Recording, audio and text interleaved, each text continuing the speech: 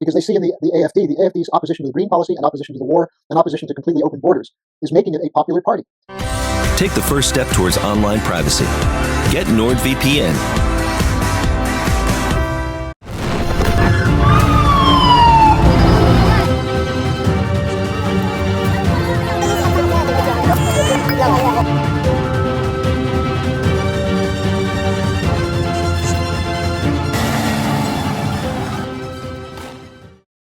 I am delighted once again to be joined by Harley Schlanger, president of the LaRouche organization and also a journalist. And he lives in Germany. We're going to be talking about the German elections. We're recording this on Monday, the 23rd of September, the day after the German elections in Brandenburg, which is a state in Germany. Hey, Harley, thank you so much for making yourself available. Now, before I go to you, right, subscribe, comment, like, bit.ly/CryptoRich3Speak, or /CryptoRichOdyssey, or /CryptoRichRumble, my Twitter account in the description below, and also join my official Telegram announcements channel. And I'll have the Twitter handle for LaRouche organization and also Harley's YouTube channel and the LaRouche organization. Okay. All right, Harley. I almost forgot to do that stuff. Harley, thank you so much. Thank you. And do you want to say a little bit about yourself and the LaRouche organization? Well, anyone who knows of us knows that we're controversial. And that's good, because to be normal or non-controversial means you're submitting to the censorship mafia. It means you're submitting to the globalists. And so I worked for Lyndon LaRouche for almost 50 years, and the last 20 of which I was one of his national spokesmen. And what that means is that I've been creating trouble, because we are committed to the idea that there should not be a unipolar order, that there should be a new security and economic development architecture. And LaRouche's ideas predated the emergence of the BRICS. It predated the idea of the rise of the global south, but it goes back to something that should be familiar to some people, which is the non-aligned movement from the 1950s, which ended the control of the British Empire, at least their total control, although the British are very clever, as you know, and figured out ways that they could use psychological warfare and manipulation and financial control and military and wet works to maintain a neo-colonial order. That's breaking apart. I'm happy to say that I'm with the people who are trying to put an end to the neo-colonial order and establish a new paradigm of mutual development, multipolarity, multinodal order, whatever you want to call it, as long as it's not unipolar with a sole superpower. Yes, a definite troublemaker. A troublemaker for peace, because LaRouche organization are a anti-war organization, and for sound money, definitely troublemaker. Okay, now you and I recorded a conversation 2 weeks ago, and we then spoke about the election that happened yesterday in Brandenburg, and this is what we're going to be talking about, because that's going to have far-reaching repercussions, I hope, in a good way, in a troublemaking way, for Europe and the rest of the world. But just to break it down, so yesterday there was elections for the state assembly in the state of Brandenburg. Yes. And 2 weeks ago there were state elections for Thuringia, and what was the other one? Saxony. Saxony. Okay, so these aren't the national elections; these aren't local elections. This is for the state, how the state's going to be run. Yeah. Okay. Well, do you want to take it away? How did it go? Sure. I mean, people should realize that even though these are local elections, the main issues were national.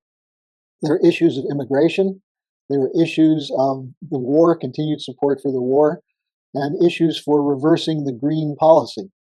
Now, what you have in Brandenburg is a coalition government of the CDU and the SPD, that is the mainstream conservatives and the mainstream liberal. But the big gains in the election were for the Alternative for Deutschland, which is called the right-wing extremist Nazi separatist party, which is typically nonsense. But the Alternative for Deutschland was ahead in the polls. Now, they won the Thuringian elections 3 weeks ago, and they finished a very close second in Saxony. And this set off the alarm bells at the highest level. And so a decision was made by the Christian Democrats, this is Merkel's old party, that didn't have a chance to win in Brandenburg, but they threw some of their votes to the Social Democrats so that the AfD, the Alternative for Deutschland, wouldn't win. And so as a result, in the final election, it was about 31% for the Social Democrats. That's Chancellor Scholz's party. That's the highest total he's gotten recently. He had under 10% in the other two states. But he had 31% for his party, and he's from Potsdam, which is the capital of Brandenburg. And then the Alternative for Deutschland was about 1.5% below that. And the CDU had its lowest vote in years because they threw probably 4% of their vote to the Social Democrats. Right. So it doesn't show the real attitude of the population, except that what used to be the two dominant parties in German politics, the CDU and the SPD, had to run a backroom deal to stop the insurgency of the Alternative for Deutschland. And then sort of their mirror image on the left, the Sarah Wagenknecht party, which used to be the Linkspartei, the left party, but she left that, and her party was anti-war, anti-green, and warning about the problems of immigration because of the collapse of the state. So you had a so-called left party and a so-called right party with essentially the same basic program, but the so-called left party, or the former left party, said, we'll never ally with the AfD. So Germany's in a stalemate now because the population doesn't like the Scholz government. And they are starting to warm up to the idea of breaking with the European Union and breaking with NATO. And this is what's interesting. Where I live in Brandenburg, this used to be East Germany. One of the other things they don't like is censorship, because they've had their fill of it going back to the 40 years of the East German so-called Republic, with the Stasi, the secret police, the reading every letter, and so on. Now we're getting the same thing from the so-called liberal Democrats of the West. And so the politics, it's quite wild. And I can't really tell you where it's going to go, but I think the Alternative for Deutschland is going to continue to gain, and the coalition government in Berlin, that is the national government, is in big trouble. And the reason for that is the two of the partners, the coalition partners with Scholz, the Greens and the Free Democrats, suffered smashing defeats in all three states. The Free Democrats didn't make it to the 5% level in any of the states, so they're out of all the state parliaments. The Greens, who had a huge party in Potsdam and Brandenburg in the past, didn't make it to 5% this time. So the coalition government is going to limp ahead. They've got problems with the budget, and I think we're just beginning to see the tip of the iceberg when it comes to the chaos politically inside Germany. Wow. Harley, thank you so much for that. There's so much to pick into, so much to dig into, right? Okay, so let's start with the AfD, and something that I notice in the media in the UK, where they refer to, whenever a reference is made to the Reform Party in the UK, or The Guardian will write about AfD, they always preface it with right wing. Or when they talk about Trump, convicted felon Trump, or the what's the name of the BSW, the left-wing party? Yes. Yeah. Yeah, the Russian sympathizer party. They always preface it with that sort of qualifier.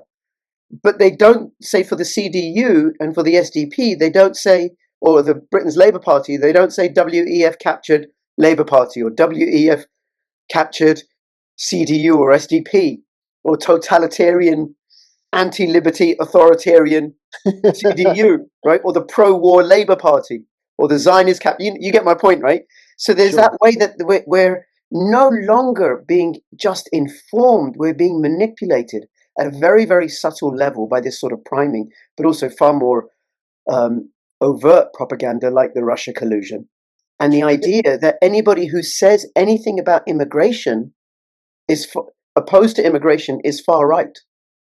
Well, it's very interesting what happened in Germany 2 weeks ago, which is the Scholz government set up checkpoints on all the borders into Germany. Yes. Now, Scholz also came to Brandenburg and made a statement saying that he is totally opposed to providing the Taurus missiles, the long-range nuclear-equipped missiles that the Germans have.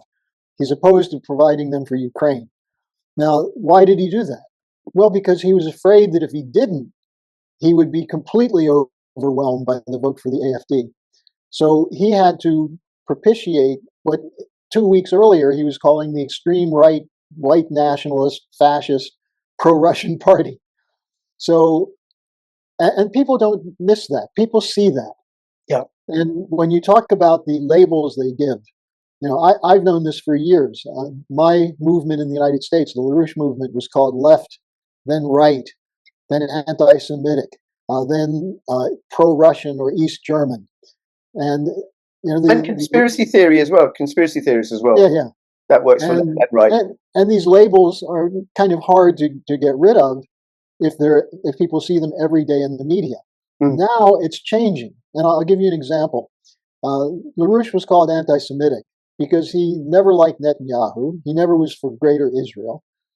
He said that if Israel is going to exist, it should exist as a true democratic nation, giving full rights to the Palestinians. And for that, he was called anti-Semitic. Now, one of the things that we did was we traced where that came from, the so-called Anti-Defamation League, which was started as an organization of Jewish organized crime in New York to try to counter the image of Jews as being criminals. So they set up the Anti-Defamation League to say that anyone who says a Jewish person is a criminal is an anti-Semite. Well, but the fact is true that some of them were criminals, like Meyer Lansky, who ran the biggest drug and mafia gang in the United States. Now, the same thing is happening now. They say anyone who opposes Israel's attacks on the Palestinians is anti-Semitic. The Congress even passed something saying that this is an example of anti-Semitism. Well, what about the people who are marching now in Israel against Netanyahu? Are they anti-Semitic? So what's happened is that the calling someone anti-Semitic, because it's used so often and so broadly, loses its punch. Yes. Especially if there is someone who truly is anti-Semitic, people will ignore it. Same thing with calling Trump a white nationalist, neo-Nazi extremist. Well, a lot of people who support some of his policies, like tightening the border, like not going to war, they're now seeing themselves called extremists. Yes. And so the labeling by the mainstream media of its enemies, of its opponents, is being reduced by the own frequency with which they use these lying categories. And just to give you an example, I'm Jewish, and when I ran for the U.S. Senate, I was called the anti-Semitic Harley Schlanger. And at the time, I was writing a weekly column for the Houston Jewish newspaper. And the editor of the paper delighted in this. He said, "Gee, I didn't know I have an anti-Semite writing for my paper." Writing for so when the lies crash into the wall of reality, that's when change is possible. And we're seeing that happen now. For example, in the Ukraine war, we've been told over and over and over, Ukraine will win, Russia's weak, Russia's unprovoked. The Kursk incursion was going to change the whole war. Now we see it's turned into a trap for Ukraine. And so what are they saying? Just give Zelensky the weapons he needs. And what's going to happen this week in New York, there's a showdown. Keir Starmer is coming there with a bunch of NATO hacks to put the pressure on Biden to change his mind from what he decided a week ago Friday. Now, on Friday the 13th, when Starmer came to see Biden, under probably heavy pressure from the Pentagon, said, no, we're not going to give a go-ahead to Zelensky to shoot these long-range missiles into Russia.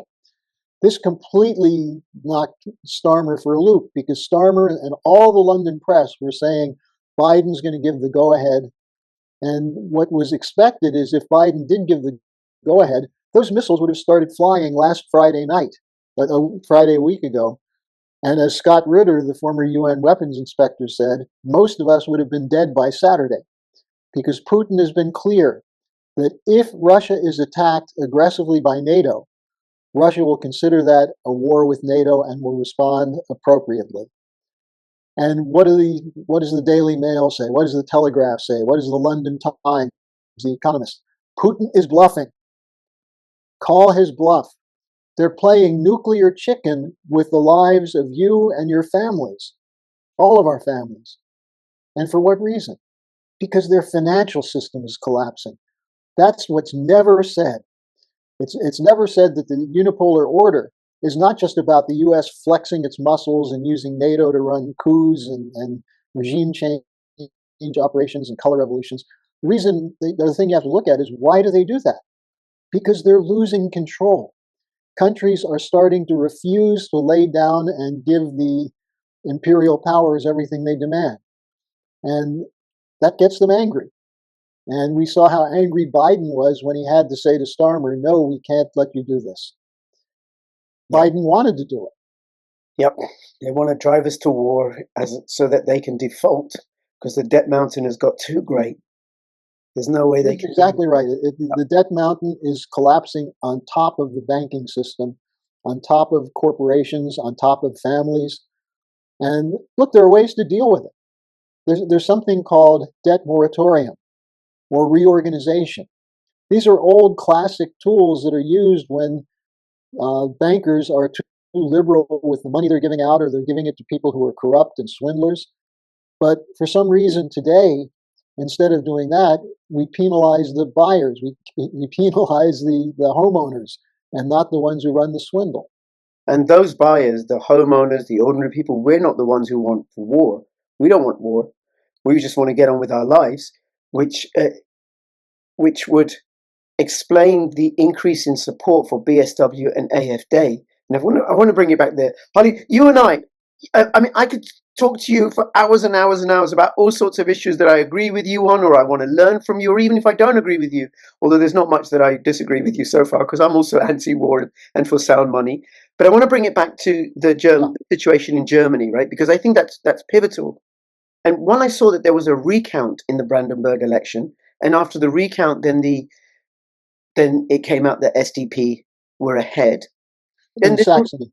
In Saxony. Okay, there wasn't one in Brandenburg. My mistake. But also the collapse in the Green Party, because Germany has sanctioned itself from cheap Russian gas and oil, although they're now taking in more oil now than they were at the beginning of the Ukraine-Russia war. So the sanctions haven't worked, but they're paying more for the oil, I understand as well. They no longer have Nord Stream because, well, I think the British and the Polish destroyed it, because there's always the British causing mischief behind the curtains, like the boss, right? I think I may have said to you in our previous recording, the French kept control of their colonies with the CFA. The British, they kept control through the shadows, running the show. Sure. So the Germans don't have Nord Stream. They shut off their nuclear power plants, and they're going hell for leather with net zero, or they were.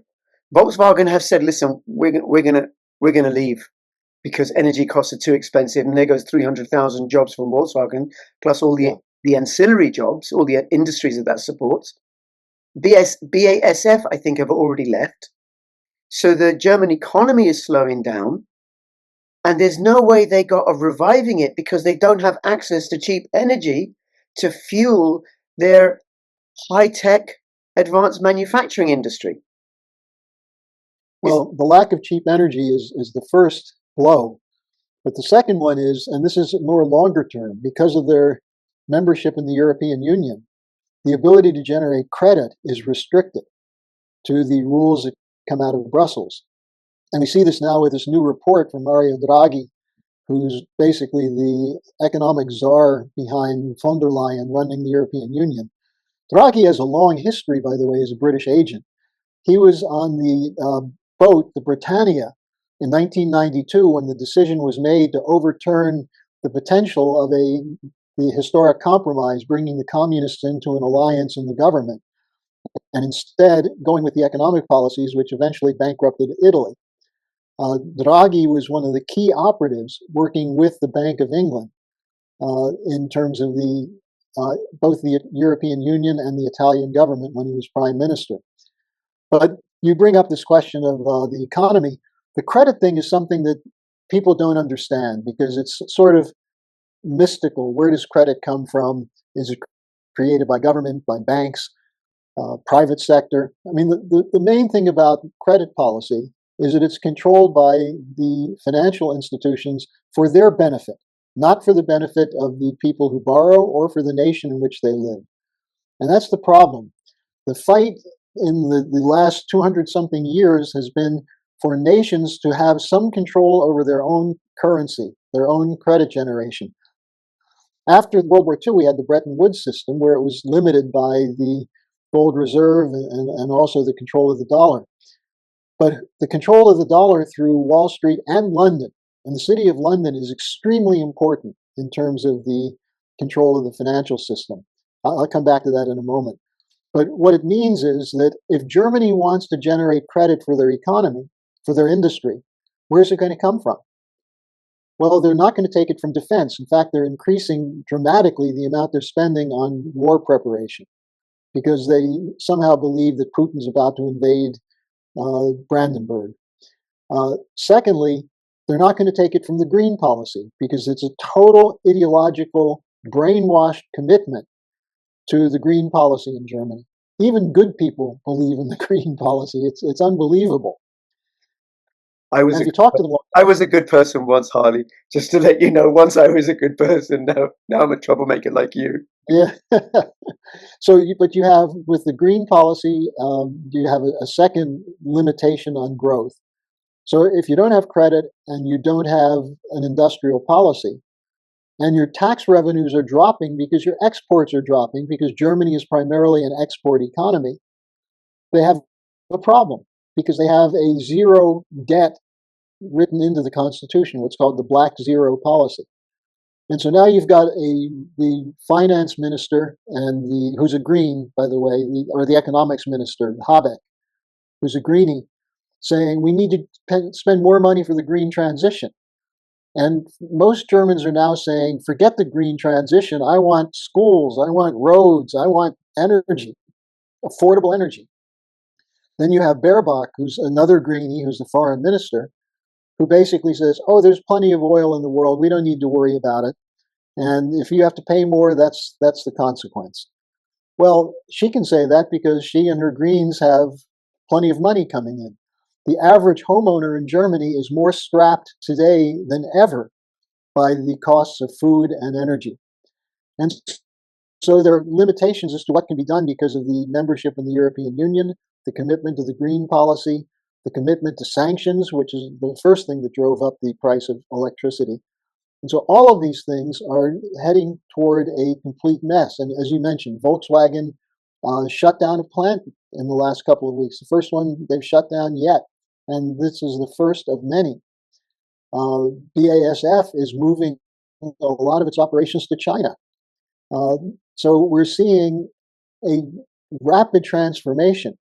And the problem is there's no way that Germany gets back to adding real value to its economy because none of this is physical. And we saw what happened when Deutsche Bank became one of the go-to banks for the derivatives trading. It blew up. Derivatives trading is a form of a swindle. And the very name of it, a derivative, it's a financial instrument derived from something of value, but with no inherent value in its own. If people just knew that that's what derivative trading is, it's a con game. And who ends up winning?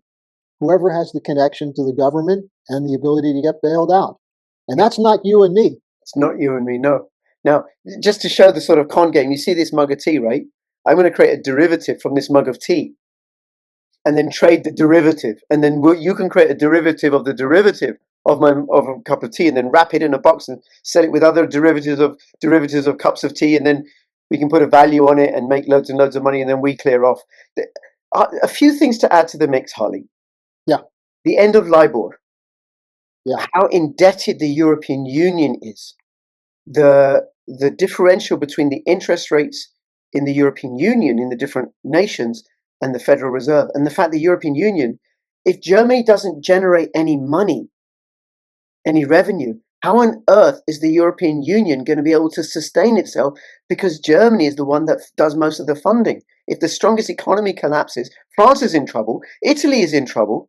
How's Germany going to sustain itself? And then something else that's going on, and I know you've had Alex Craner as a guest on your show, Alex Craner's been talking about, is how Britain, or the British taxpayer, is on the hook for the Bank of England because the Bank of England borrowed loads of money from bondholders to fund the failed enterprise of the Ukraine war against Russia. So, yeah. Well, what a mess. There's a funny thing about Brexit that I think most people don't know, which is that the British banks and financial institutions were hysterical because they thought they would lose their privileged position as for handling the derivative transactions for the European Union countries, because a lot of their income comes from that. One of the tricks to derivatives trading is that, as you just pointed out, trading a cup of tea back and forth, ultimately all you have backing it up is a cup of tea. But what happens when you have a whole system based on trading things of either undefinable value or no value compared to the volume of credit and debt that's been created on top of it? So you have to have someone who's the buyer of last resort. And so the banks have increasingly taken on that role through what in the United States is called repo trade, the repurchase agreements. So that what they would do is if a corporation has borrowed so much money that their debt service, their interest on their debt is larger than their profits, what do? Well, they should default. Instead, since this is totally intermingled with all the other so-called good assets, they have to allow them to stay on the books. So how do they do that? They generate credit. They print money. And they then loan the money to the bank, which not only increases the debt, but the monthly debt service is increased. So to try to deal with the problem, you're multiplying the problem, at least squaring or cubing it. And that's the problem you get into with derivatives. You know, the nominal value of derivatives being traded in the world right now is estimated at $2 to $3 quadrillion. Now, there's nothing of value that can match that. So they have to keep the game going.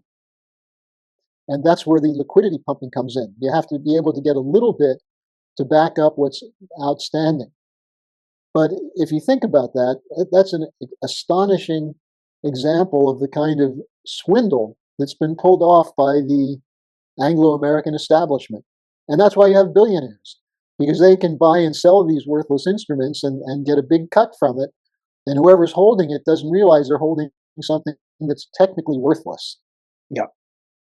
Yeah. Okay. So then the impact to Germany. So the Greens are collapsing.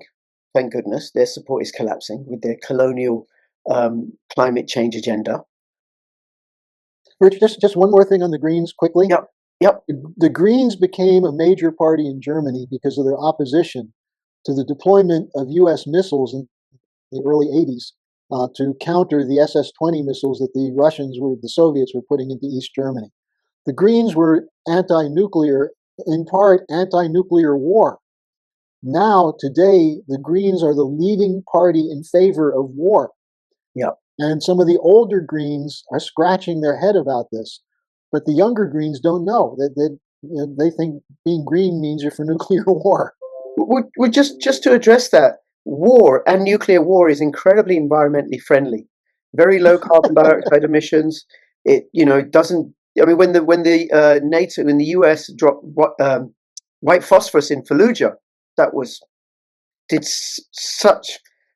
Oh, I can't continue with this. But that's one of the things that gets me about the Greens. They never talk about the environmental consequence of war. Even in Britain, where the Green Party is anti-war, we need to stop cow farts and walk and eat bugs. But they say nothing about fueling war in Yemen and Israel and Ukraine. Ah, yes. So the Greens are incredibly authoritarian, going to micromanage your life and tell you how you should live. And if you don't, you will be punished. And that is true for the Greens in the UK as well as the ones in Germany, probably everywhere. But how is this going to roll out? Because there are national elections soon, aren't they, in Germany? Or next Well, in 1 year, September 2025 is the national election.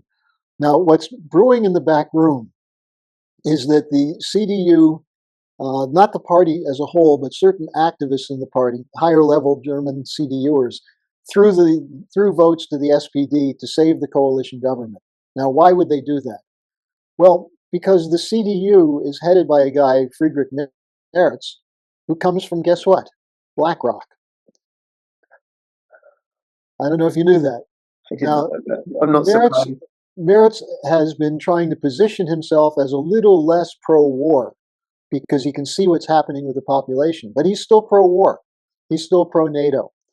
And so the question is, would there be a possibility for what's called the Grand Coalition, which is the CDU and the SPD, as we had during the Merkel years? Or is that, remember, Scholz was part of Merkel's government, the last government. So the question in Germany is there any coalition which can bring about stability? The answer is no, because stability in Germany is an economic question. With all the problems you have in Germany, there is still an appreciation for what happened in the 50s with the so-called Wirtschaftswunder, the economic miracle. And how did that happen? It happened with government credit going to the productive sector, to the entrepreneurs, to the scientists, the inventors. The idea that wealth starts with production, not with trading. And this was a perfect example of when physical economy works. And so Germany became an export economy, and its population rapidly developed a prosperous middle class, which now is collapsing. And so that's where the crisis is in Germany. The older generation is terrified because they remember the stories from their parents and grandparents about the Weimar hyperinflation in the 20s and the austerity during the Nazi period in World War II. And that's starting to haunt some of the older sections of the population in Germany who are counterintuitively then voting for the so-called right-wing party. Because they see in the AfD's opposition to the green policy and opposition to the war and opposition to completely open borders is making it a popular party. And I'll add one other thing. The Green Party has key leaders who say instead of going to war with Russia, Germany and Russia should be natural allies. And this goes back to the period of Gottfried Leibniz and Peter the Great. It goes back to the establishment of the Russian Academy of Sciences in St. Petersburg, which was largely run by Leibniz, the German philosopher. And then if you go a step further, Germany and Russia were allies with the Americas against the British in the War of Independence. The League of Armed Neutrality was Catherine the Great, it was Prussia, it was Sweden, against Britain, offering to help the tiny American Navy prevent Britain from blockading it from not getting goods in. So you had this anti-imperial alliance in the end of the 18th century. Same thing in the Civil War. When the British were going to blockade the northern ports, Tsar Alexander II sent the Russian Navy to keep those ports open. So you have these historic alliances that go up against what? The interests of the British Empire. Yeah. And so the Brits were smart. They decided to get the United States into the British Empire. And they used things like the Rhodes Scholarship. People like Clinton and others went through that. They used the alliance between Wall Street and the City of London to create the Council on Foreign Relations in the United States. This is not conspiracy theory. This is real. And the Dulles brothers, and so on. And the MI6, they trained and developed CIA. More and more, Harley, I'm going over to the point of view of Richard Poe, that in the background, and I've discussed this with Alex Trainer and Tom Luongo, in the background is the British running the show, using the Americans as their thugs. But really, it's the British in the background, or rather the City of London and the families that own that incredible financial wealth there. Yeah. LaRouche often said it's the dumb American giant on a British leash. Yes. Or as one of I think it was Alec Douglas Home or whatever his name is, who once said that it's British brains and American brawn. Now, the problem is that you have these Americans like Blinken. Where does Blinken come from? I mean, Blinken is a soulless killer, the Secretary of State. His mentor was Madeleine Albright.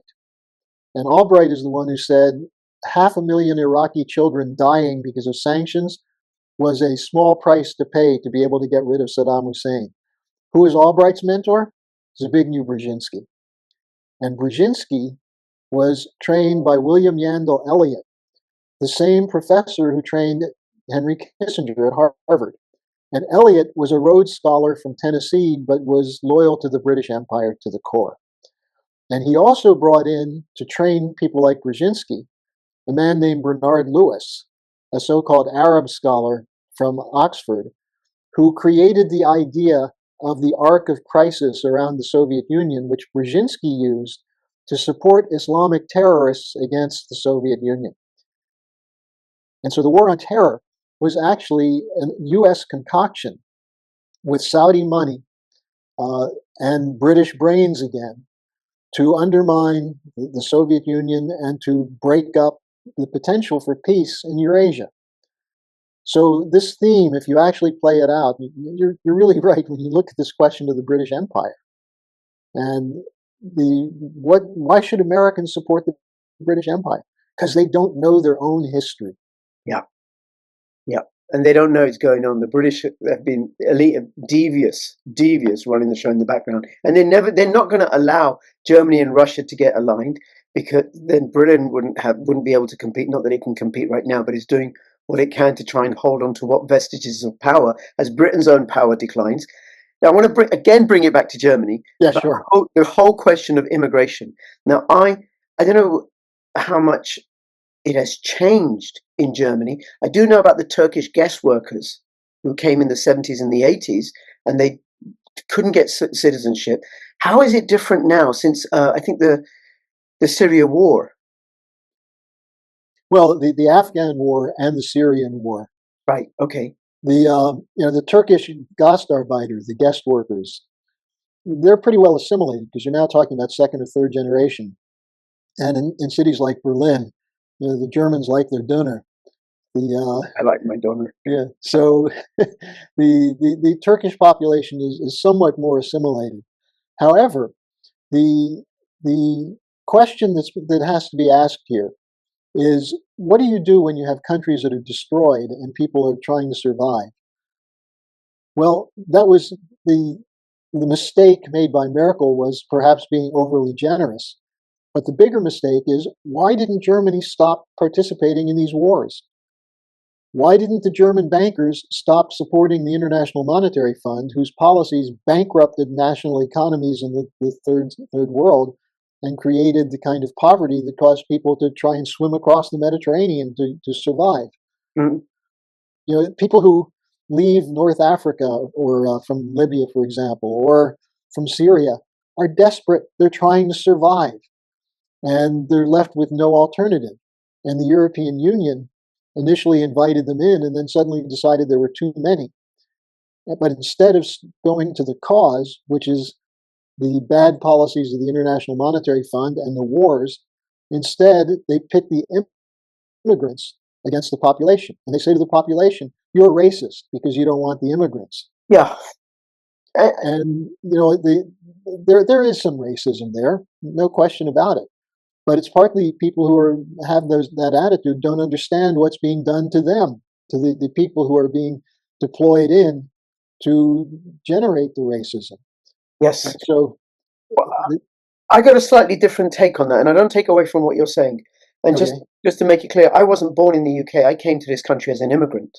My father was a diplomat. My mum was a university lecturer, became a teacher here. And so my brother and sister weren't born here. So I'm, native Pakistani born. But when we came in the 70s, and like the Turkish guest workers, there were jobs for us. The economy was expanding. That's right. And therefore, my parents and the parents of my friends and others that arrived, they were integrated into the work economy, even if they weren't necessarily integrated culturally, because, the Pakistanis went to mosque and the Hindus went to the temple. But we had to live responsibly, law-abiding lives. I've done a lot of coverage, and I follow what's happening in Ireland, where Ireland's population has gone from 3.9 million to over 5 million in less than 10 years. Ireland's economy is not expanding, and the people that are coming over are mostly military-age men from places like Georgia and Algeria. These aren't countries at war. These aren't countries suffering famine. They're not like refugees fleeing. Algeria and Georgia aren't as rich as Ukraine, but I wouldn't want a situation in Pakistan where all of a sudden a quarter of the population, new arrivals from all over the world, when the economy isn't expanding, because then you have more people struggling for the same resources. And to me, it just occurs like a different form of colonialism, but it's a weapon being used by the global elites, because whose interest it really serves are the interest of capital, because it depresses wages. And then that is a key point. And I think the other thing, one second, Harley, I think the other thing going on, because it's the same nations that did lockdown, New Zealand, all the Anglo-American nations and the European Union that have got these open borders that are bringing people in the absence of an expanding economy. So I suspect the Cloward Piven strategy at play. Well, and one of the other elements, if you look in the United States, who are the biggest supporters of free immigration? It's the corporations that are looking for cheap labor. And then at the same time, they're not investing in the research and development so that the people who are already here, who could be getting educated to become workers in the new economy, end up left behind. And they're the ones who become bitter when they see programs to provide for these cheap laborers to come in and give them health care and other things which they don't have. So it's one of those situations where you divide the population. Yep.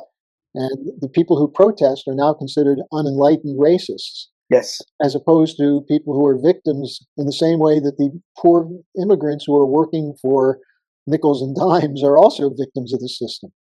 Yes. And there was an expose by the Wall Street Journal recently about the human trafficking in Springfield, Ohio, where you've now got the illegal immigrants taking the jobs of local people, and it's all done through the black market unofficially. So everybody loses out. Oh, okay. Back to Germany. So how is this going to play out in Germany? What's going to happen in terms of the policies that the national government are going to roll out? Are they going to pursue the anti-war agenda? Are they going to keep the borders closed?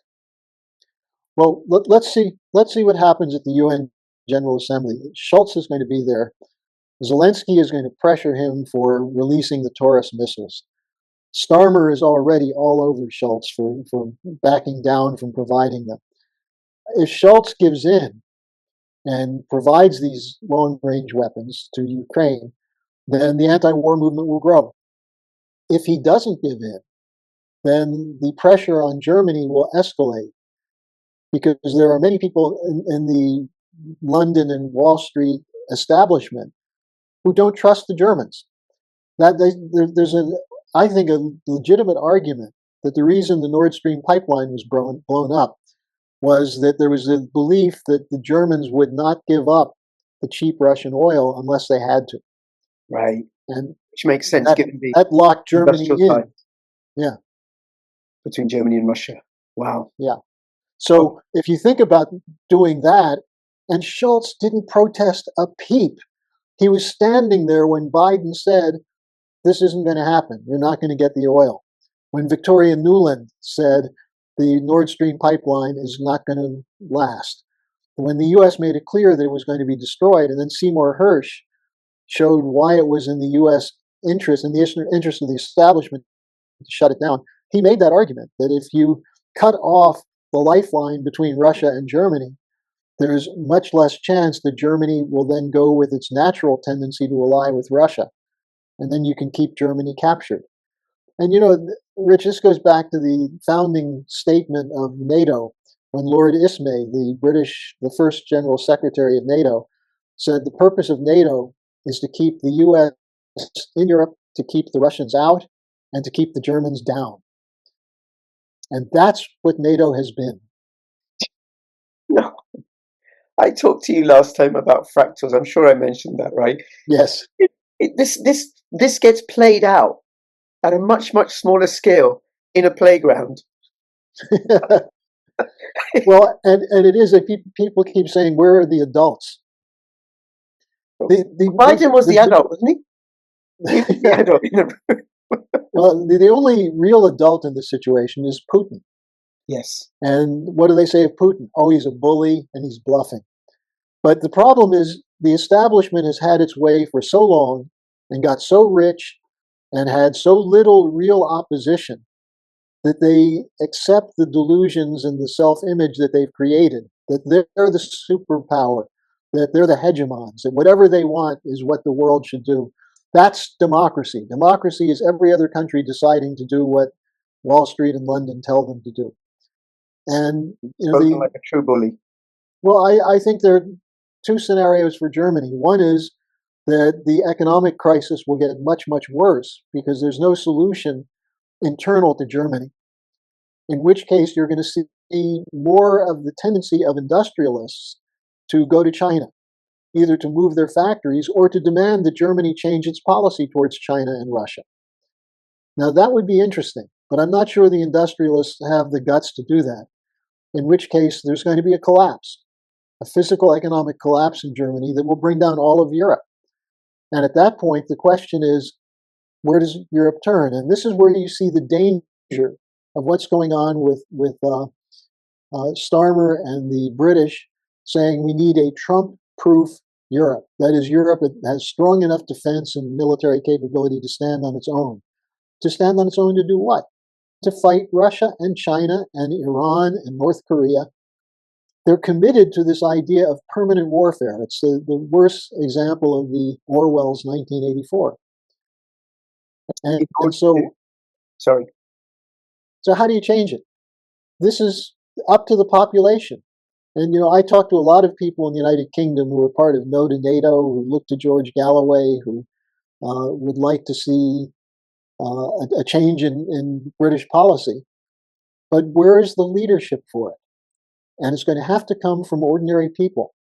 And that's something that the average person who likes to complain doesn't want to take the risk that maybe they'll go to jail for standing up and speaking the truth. We need more people to do that. And I'm not talking about a violent revolution. If we don't have courageous people standing up, there will be violence, but it will be chaos. And so, this is the only thing I can say is people have to make a decision to qualify themselves to be leaders. And this is, you have bad examples of that in history in the past, but also good examples, like the founding fathers in the United States. Yeah, the alternative is much worse. And I just want to come in and say about people standing up. So one way, certainly in the UK, and in fact in all countries that have ratified conventions against the financing of terrorism and genocide, in the UK it is possible, and I'll link to it in the description below, probityco.com or bit.ly/makewarhistory.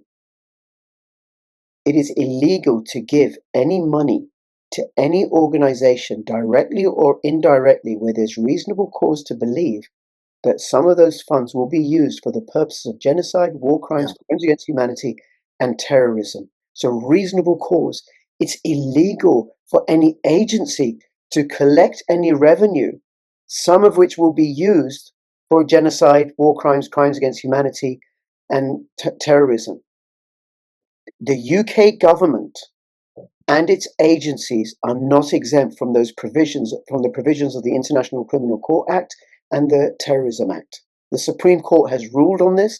Therefore, it becomes an illegal action for somebody in Britain to pay their TV license, to pay a parking fine, to pay their local government tax, to pay bus lane violation, speeding ticket, court fine, capital gains tax, income tax, any revenue, whether collected directly or indirectly. Some of that is used for killing people in Yemen, for facilitating the killing of people in Israel, for facilitating the killing of people in Ukraine, versus lobbying for peace, which is a whole lot cheaper and a whole lot more moral and ethical and proper and environmentally friendly. So I'll link to that, and that's one way where people can take a stand against what our tyrannical, warmongering, authoritarian, pro-censorship governments are doing.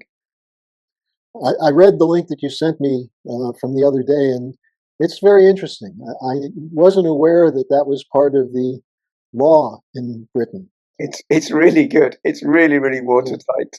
So, and the European Union nations, because they've all signed up to these conventions, they'll have their own domestic statutes against that. Yeah. So I invite people to go check that out.